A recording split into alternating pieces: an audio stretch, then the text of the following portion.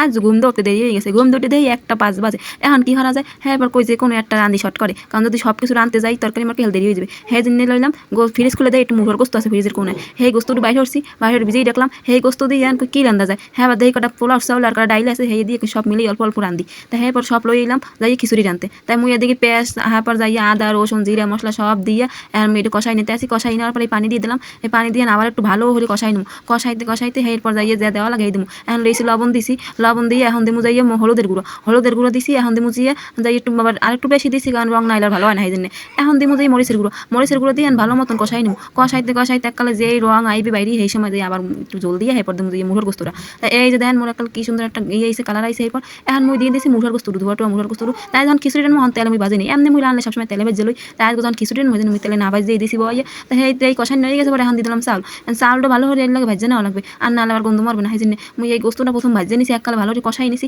কষানোর পর এর ভিতরে চাউল আর ডাল দিয়ে দিয়েছিলাম, ভেজে কষাই নিলাম। কষাইয়ে নেওয়ার পর এখন যে এককালে ঠিক মতন হয়ে গেছে সেই সময় জল দিয়ে দিছি, জল দিয়ে যে টকবক ফুটে উঠছে হ্যাঁ এবার দিয়ে দিলাম কটা কাঁচামরিচ এককালে উপর দিয়ে এককালে ছিঁড়ে।